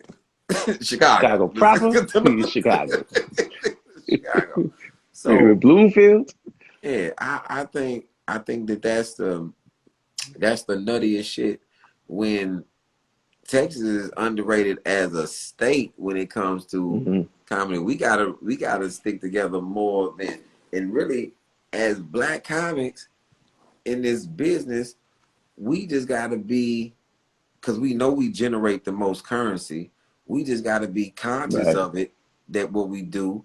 And I hate that all the rich boys, all the mega rich boys here, don't have the same ideology as the lighter hue that will go out and get a franchise of like your Rick Bronsons, your now they have, what's his name, Garrett, the Garrett, he has a club in Vegas. Brad Oh, Garrett. Brad Garrett. Yeah, So these people open up comedy clubs, yeah, right? yeah. And a lot of these comedy clubs that's open was from comics that didn't do well on stage. They just opened up a Right, club to where right. they could still filter comics Mm-hmm. through. They still a part of the business. We have a lot of rich and mega rich black comics, but there's no Right, chain of black comedy clubs. right. Yeah, That because I just Go ahead. go ahead. I'm sorry. No, go ahead, bro. No, I just heard that the club in Austin just if they didn't close, they're about to Cap City. I've never played there. Cap Cap City. City, yeah, And Cap City 35 years later because of Cap City COVID. Cap City was a powerhouse. Yeah, I Like heard. Cap City was, yo, man, this was your route to Montreal. Right. This is Cap City had the Moon Tower Festival. Right. Well, you could come to Austin for that week, and every person from the industry is there. You know, to Right. see people. They booking big shows, and it was a great thing. The thing about black people that do comedy, there's still a lot of me selfishness going on, Hmm. and we only want it to be one top dog at a time, The which Highlander complex. I call it which the Highlander complex. It can it, only be one. it can only be one. So the lighter hue keeps dominating things because they don't see it like that. Right. It's like they got their stuff spread out like this. Like they got it's like an octopus arm. They got so many different avenues, Hmm. and you working down one stream. They got Right. 7 streams. So Yeah. and then they supportive and they understand. They supportive to their own. Man, Hmm. how you gonna get around the situation of the Drew Barrymore and what's my man name, Adam Sandler connection? Hmm. Right. Right. We gonna do 50 movies together. Yeah, man. I ain't gotta cast nobody. Right. I'm doing this. Right. This is what I'm doing. You know, this is what I'm doing. And you gotta do he in every movie making money, whether he a bum on the street, whether he's sweeping floors, whether he coming through, whether he's a waiter or whatever. And I'm not concerned about how much money you making, because I'm making money too, and I'm in this, Exactly. you know. So I wish, and we had it with I'm with the Wayne, with Keenan Ivory The Wayne. Wayans. Keenan Yeah. Ivory Wayne. Yeah. I'm talking about and Michael Thompson. Hmm. Robert They Townsend. Yeah, Michael Townsend. It's Yeah. Robert. Yeah. Hollywood Shuffle. They had all these movies with the same people in it. You look at black Yeah, man. exploitation movies. Yeah, Hey man. man, all the same dudes was in the Midnight Pistol, and then Right. then Rome takes Harlem. Like, hey man, Right. ain't that John Jackson from the Midnight Right. Pistol? Like, Right. so it's like they just kept doing. They just kept doing. Man, I just want so much more for us in this business, because comics, man, we don't retire, we die. Right. Right. I don't Right. have no damn retirement plan. At all. At all. I'm not. You know what? This keeps us youthful. Gives you purpose.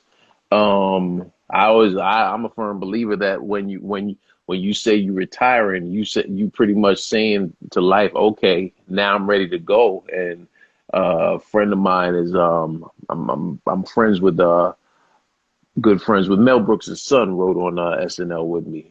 Shout out to Max and Mel. And Mel Brooks is still Hold going on, hard y'all. in the paint, B. Hold on, y'all. Let me lean forward. I don't want y'all to miss that. I don't want y'all to miss that. I don't want y'all to miss that. You know, he said he wrote on SNL. See, let me tell you something. Sometimes people, drop a little something and you don't catch it all the way. I just want to know. I want everybody here raise their hand if they heard him say, he wrote on SNL with me, and just move on back shit. No, he was. I was cast. He was my writing partner.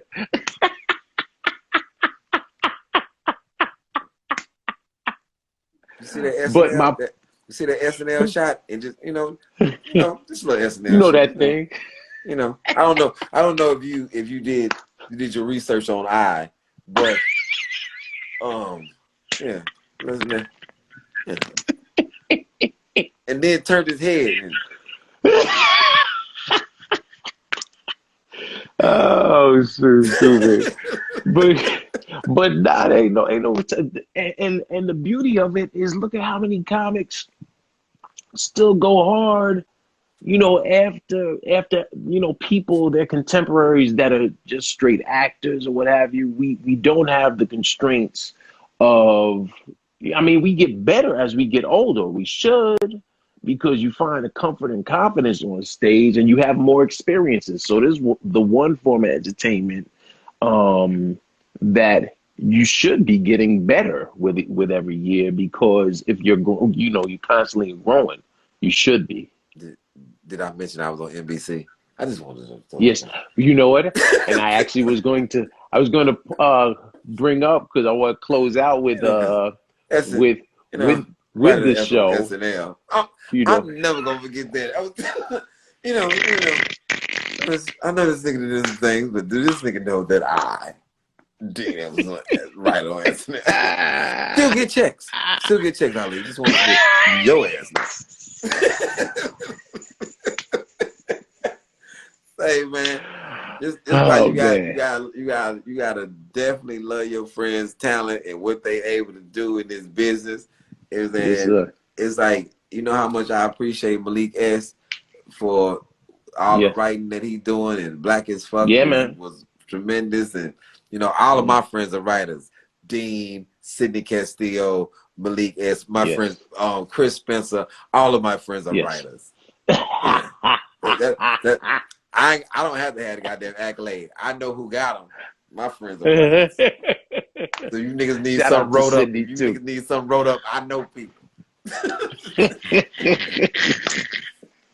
Shout out to Fort Worth zone regular body, Sidney Castillo, repping. Sidney, before he was doing stand up, like I knew Sidney when he first moved to LA. He was a young 17-year-old kid, 18-year-old kid going out there for modeling. And dude. And I tell that nigga, you are the most successful failure I've ever seen. Cause nigga, you didn't know that your face was gonna fill out, right? You didn't know that your face was gonna get fat. Then he was like, that's why he got that beard. Nigga's like, that's why Sidney grew that beard. Then he was like, balance it out. My face got fat a whole year in. I said, nigga, cause you wasn't 18 yet, nigga. Face got fat as hell real quick. Oh shoot, that's funny. Do you play Tampa? Do you play Tampa Improv? I just the Ybor. Yeah, I was there in December. Them roosters out there. So Babs, she's out there in Tampa. So when you go out there in Tampa, do her radio show. She's a phenomenal radio personality. Even though don't say nothing about black women, because she gonna take it wrong as hell. And then she gonna have to apologize to you later. She one of them. That nigga Chip on her show. Did you say black women? Oh, she waiting, right? Wait. Let me finish my sentence. Right. Ease off. Yeah.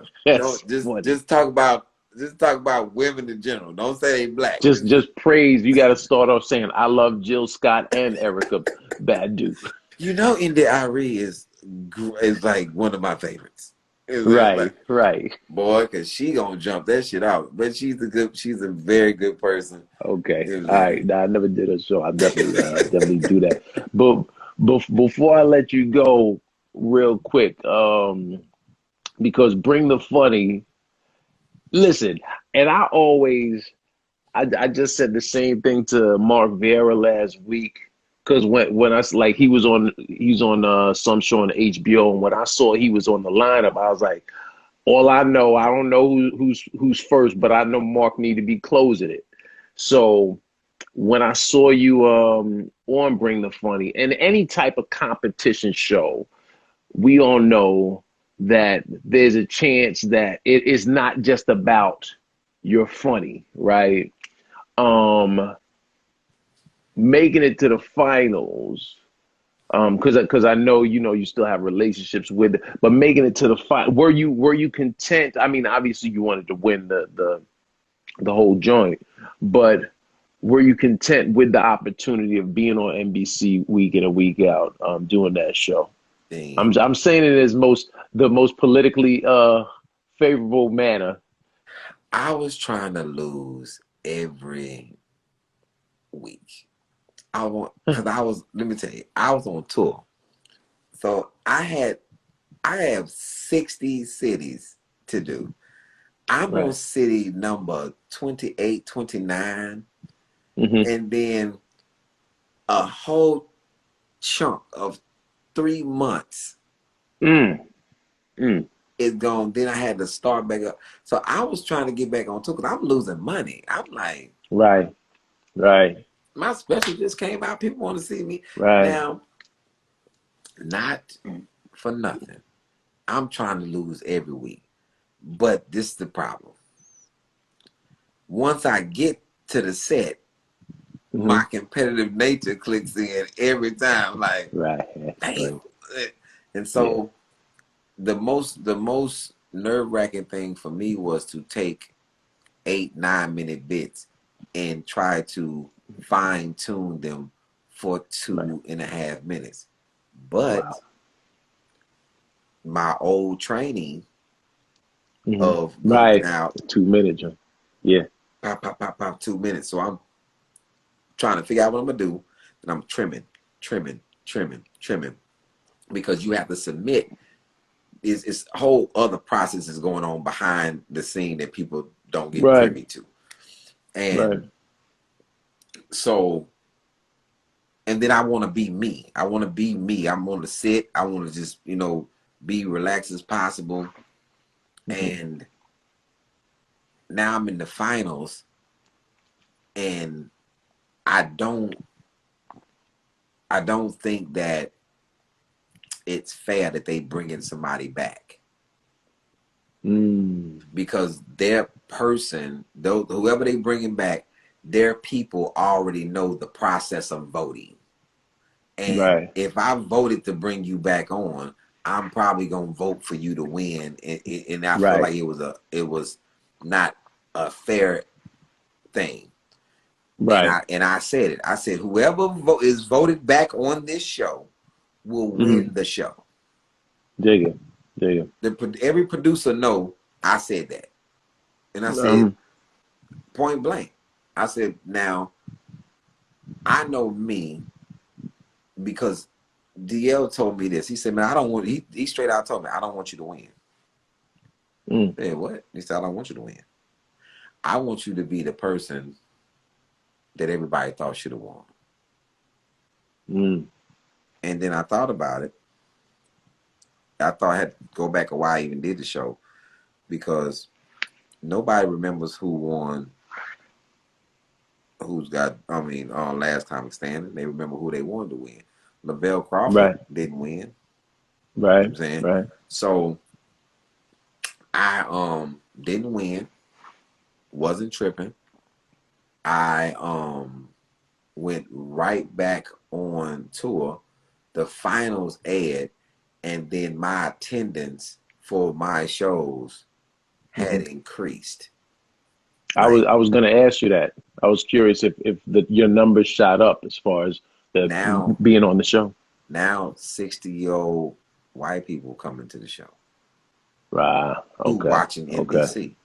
You know what I'm saying? Right. So it's a Right. mixture of all of these people that's coming to the show now. So it's everybody is coming to the show. Right. And Right. they come in there to tell me, I thought you should have won. You know what I'm saying? Nice. No matter where I was at. And then now they go and watching all of my stuff, and they know these stories. And Right. it was a great thing that I did it. It was literally a great thing that I did it. Then they twisted my arm to try to do it, but it was really very, very good that I did it. Yeah. I couldn't take that experience away, and I wouldn't have been like I am with Kenan Thompson. I wouldn't have been like I am with Chrissy Teigen. I wouldn't have been like I Right. am with Jeff Foxworthy. So, Right.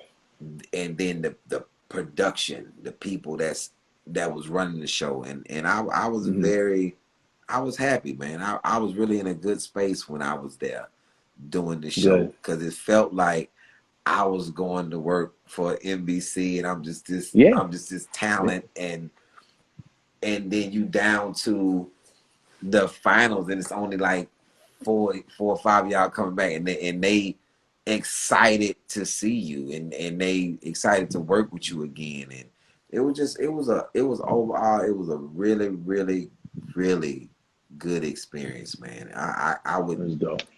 wouldn't change anything that happened. Right, right. That's dope. That's dope, man. Well, shoot, I know people is late. People got work tomorrow, and wrapping this up. Lastly, my final inquiry, because I've said this for years.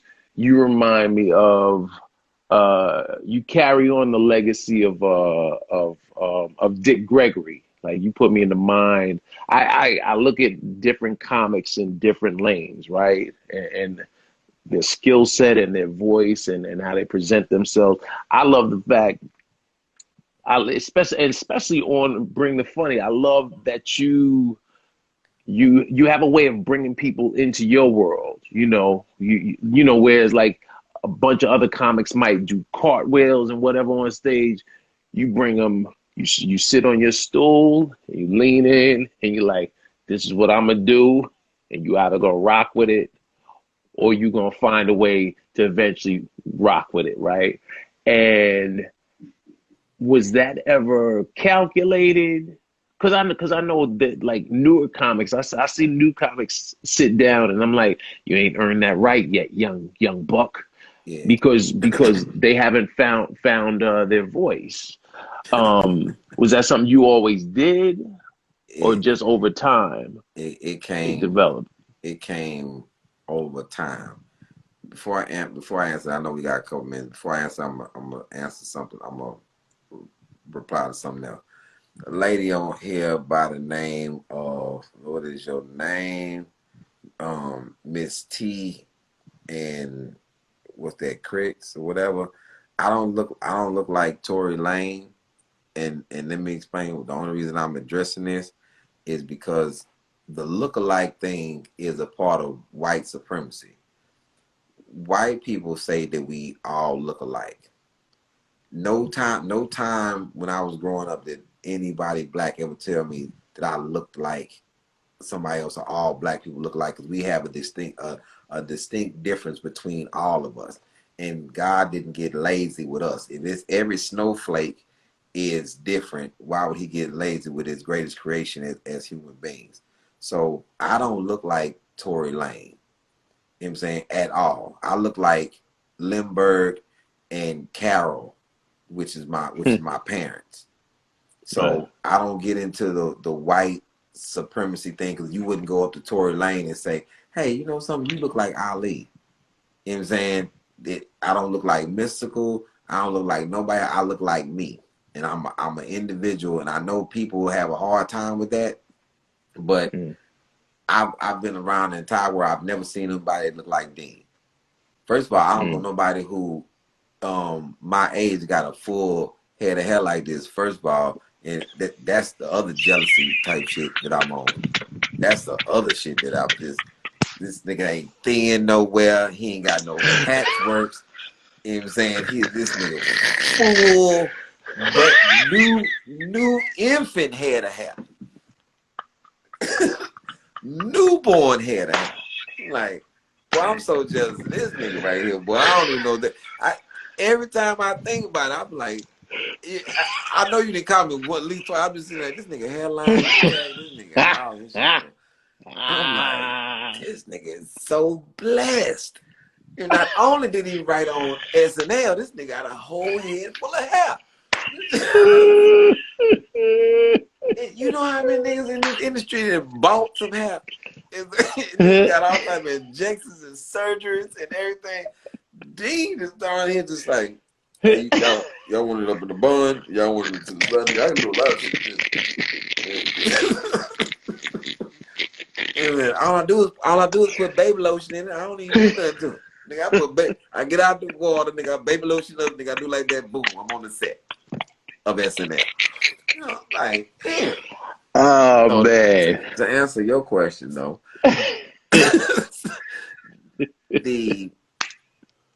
the process of it's the 5 deadly venom process. Yeah. So you come into the game, you high energy, you moving around, and then you see somebody that's phenomenal, such as this guy named Des White, that would walk to the stage, stand in the same exact spot, never take the microphone out the stand, and just boom, boom, boom. Then you see people flipping, turning themselves on fire, trying to get a laugh, and then you see Paul Mooney. Yeah, you see him sit down in that stool and be so calculated, and then you see the greatest person that ever did comedy, hands down, black, white, or whatever. You see Bill Cosby. He's sitting in a chair. Yeah. And you like, do you know how funny you have to be to do that? So in the course of time, it was the ambition of trying to get to that level of being comfortable, being entertaining enough, confident enough to achieve that level of sitting down, sitting back, and beating these people up with your humor and your experience and your energy from the same position that they're sitting in. That's clever. And you want to be that classic. So it's like, I'm not the first to do it, but had nobody did it in 43 years. Because Bill, it was like, so it's kind of like signature with me now, because Bill is in the position that he's in. But when people was talking about storytelling, people can say, okay, you're not in my top 10 on comedians and all the rest of that. But let's talk about doing stories, though. Yeah. In my mind, like, yo, man, I am in a high position when it comes to telling painting a picture on a story. Like, I would accept being behind George Carlin, but it's like, it's still tight on that one. I'm like, right. Because that's my skill set, and I'm like, yeah, I don't. Whoever you like, that's cool, but right.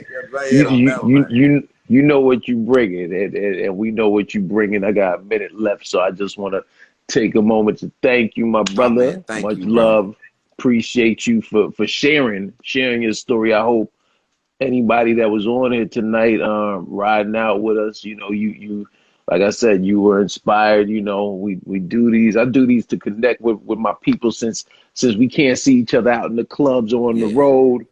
hey, we at least can connect by way of technology or technology, whatever you want to call it. And I want to say And this before you go. yeah, If you decide that you don't want to do stand-up no more, you have a lucrative career in growing and selling hair. Because there's some women that want that right there. Y'all got the kinky curly. Hey, you got to I want that braid it, Dean then let Elwood it. kinky curly. I don't want the Remy. I want the Dean Elwood. Yeah. Yeah. You know, for anybody that's your first time seeing, we do this every Monday night, 11 p.m. You know, you can check out some of our previous episodes where we have everybody from Afion Crockett, Finesse Mitchell, I saw Tiffany you in Haddish, Jim Gaffigan. Avion. I saw you in Yeah, Avion. yeah. You know, and just you know have my funny friends on to share their stories and hopefully give people some insight to what it is we do and maybe inspire them to be greater as we're striving to be greater. Sure. Next week, I got my man. I'm switching. I'm pivoting a little because we have, instead of a comic, we have somebody that's helped put a lot of comics on. My man Bob Sumner, who's the talent coordinator from the legendary Def Comedy Jam. Bob's on next Monday, and we're gonna find out why I wasn't on Def Jam in '06 because I did it in 95 and I thought I was coming back. Especially since I had been on SNL for a couple of years. I had to drop that one last time. Bob Sumner, I'm gonna watch next Monday because I want to hear Dean, damn Dean. Everybody got their Bob impression. It really wasn't me, Dean. It was Stan Lathan, Dean. I had one or two.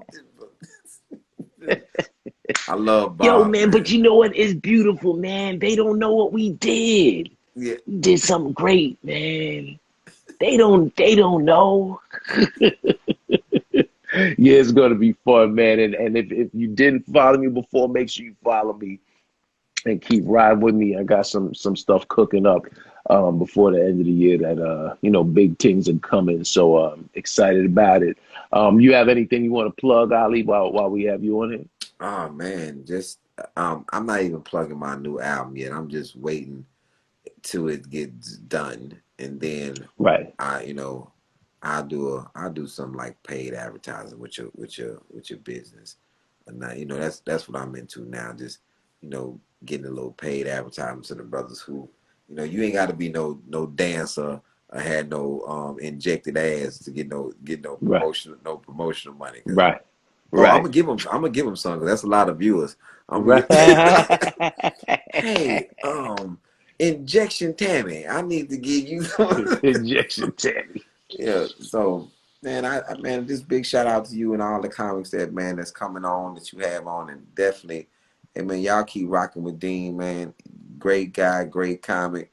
Nice, man. Now what you can't do is take him to Denver because he will get oxygen poison.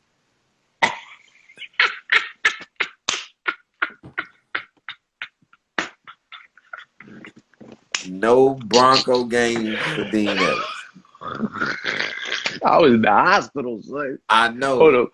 I was in the hospital, but made it to my show that same night. You and Rodney. Me and Rodney. Both was in the hospital. I said, boy, I got to go. I got to go to visit everybody. that man called me and said, hey, man, I'm going to be late picking you up. Dean in the hospital. He got oxygen poison. And I said, well, all right, cool. Then I looked up oxygen poison. I was like, how did nigga learn that? Oh, it's the air. Okay, shit. It was very thin. The air was a little too thin up in Colorado Springs for me. Yo, real quick, happy birthday. I said happy birthday last week because you didn't catch it, but I did say happy birthday. So happy belated to my man Kush. He comes on and supports every week. So big shout out. Look, I didn't let it go. She's still on it to my. Like I said, he shot Megan. Well, don't compare me to the nigga who shot Megan. Shit. On that note, I'm talking about, I thought it was over with. She just like oh, I can't say a black woman. She just like a woman arguing about she said I done let go. This nigga like I said he shot Megan. Nigga, I just said also you look from like H-Town. Now my eyes lighter. Different. Say that. That's how niggas end up in jail. Nigga, who shot him? The two niggas over there that look alike. Nigga, I ain't got nothing to do with it. Man, all right, dude. All right, man. Yo, much respect, much love. Assalamu alaikum. I meant to open with that. Welcome to the barakatuh. Yeah. Man, Yes, sir. And y'all take care. I'll see y'all next week. All love, two fingers. Busy.